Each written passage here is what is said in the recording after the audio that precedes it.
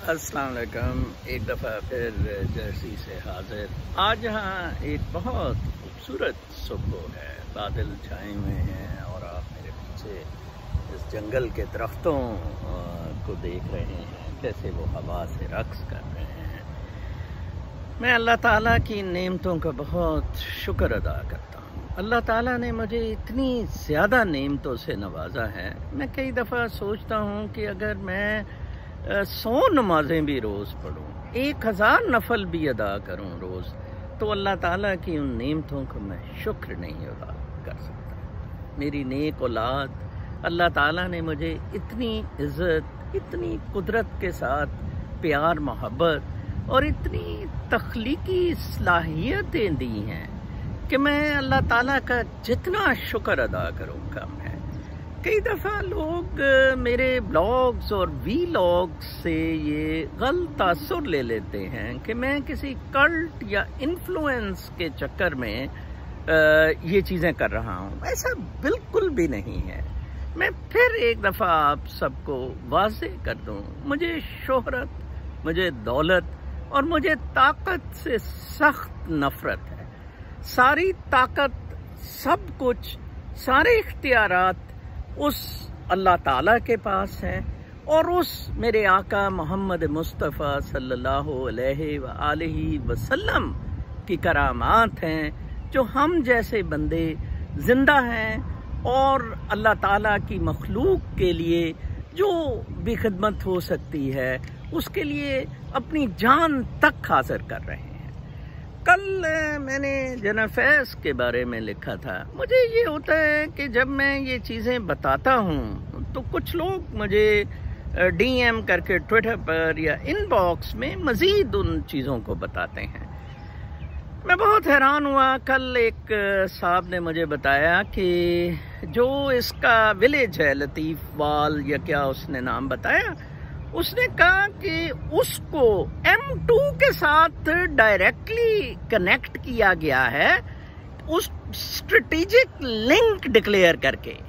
NHA ने एक strategic link declare करके M2 जो मोटरवे है लाहौर से इस्लामाबाद या पिंडी तक की, उसको जनरल फैज़ हमीद के गांव तक लिंक किया और उसे स्ट्रेटेजिक लिंक डिक्लेयर किया मंगवाल के थ्रू या क्या उसने ये लिखा था।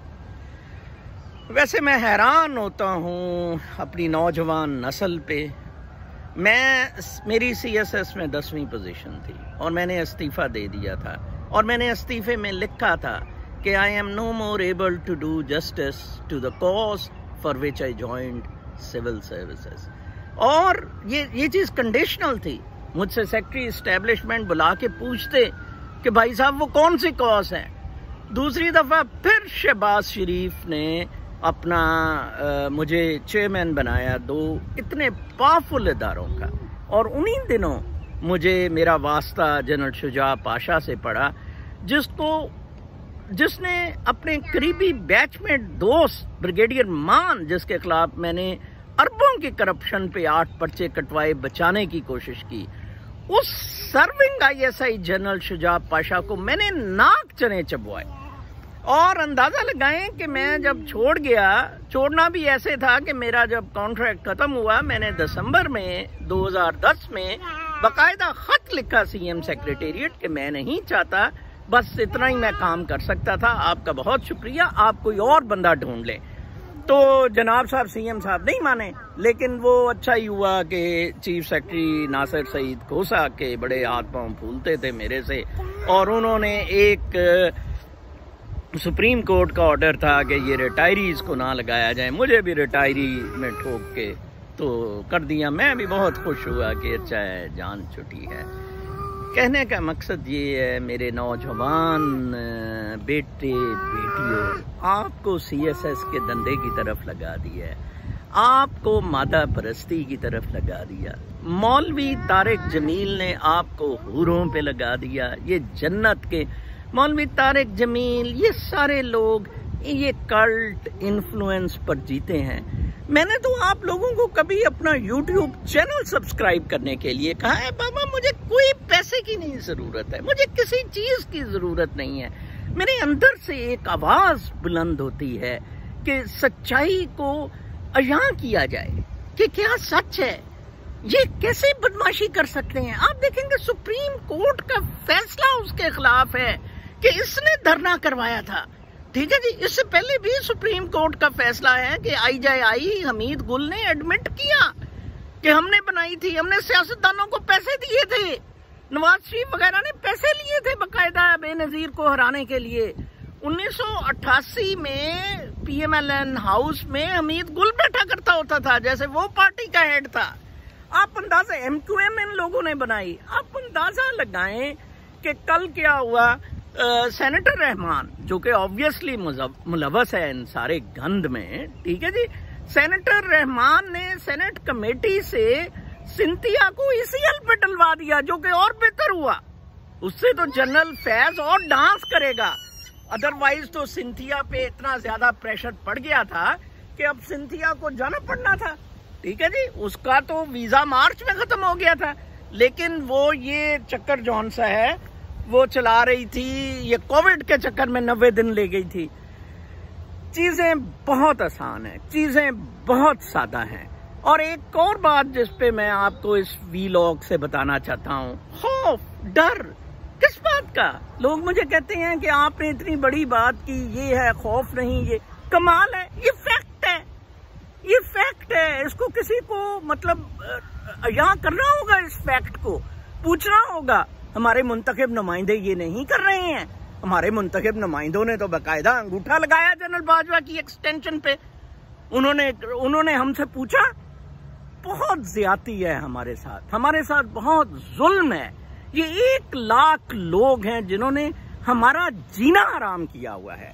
और फिर ये, और मजे की बात, ये डंडा दिखाते हैं, ये बंदूक दिखाते हैं, ये बदमाशी करते हैं।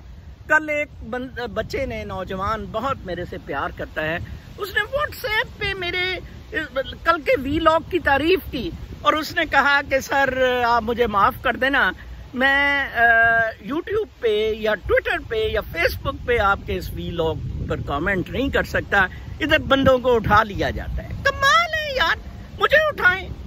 मुझे ISI ने इधर न्यू जर्सी में अपने बंदे लगा दिए मेरे पीछे।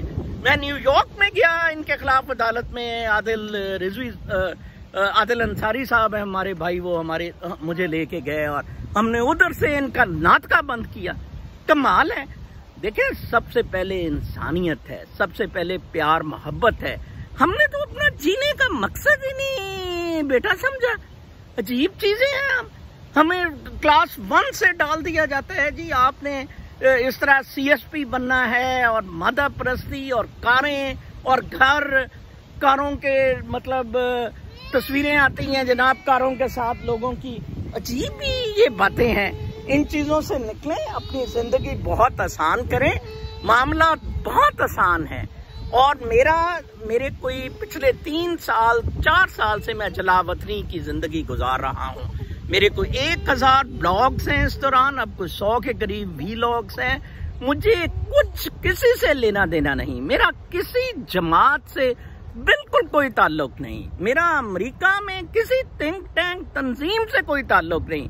एक बहुत सादा जिंदगी गुजारता हूँ, 2 वक्त सिर्फ खाना खाता हूँ, अल्लाह ताला का बहुत शुक्र अदा करता हूँ। मेरी कोई ख्वाहिशात नहीं है, मुझे किसी कल्ट और इन्फ्लुएंस का शौक नहीं है। हाँ, मुझे जिस चीज से बहुत ज्यादा नफरत है वो जिस तरह पाकिस्तानियों का 22 करोड़ लोगों का इस्तेहसाल किया जा रहा है। उसमें ठीक है 22 करोड़ का हाथ जरूर है।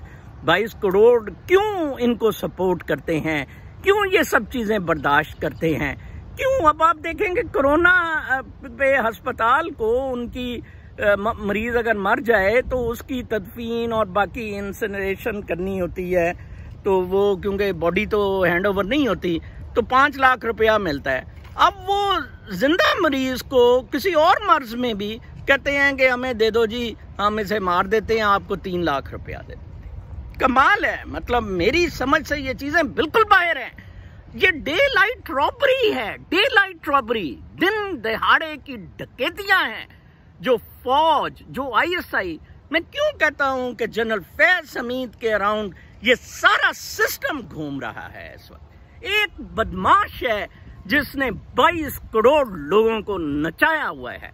मैं उसको चैलेंज करता हूं, जनरल फैज हमीद को, वो मेरे साथ वीडियो लिंक पे आए इधर यूनाइटेड स्टेट से, मैं बताता हूं उसको हकाइक के हकाइक क्या हैं और वो किस तरह इस मुल्क को लूट रहे हैं। खुदारा शर्म करो जनरल फैज हमीद, तुझे पता नहीं जनरल अयूब को कैसे टुडे मार के निकाला गया था।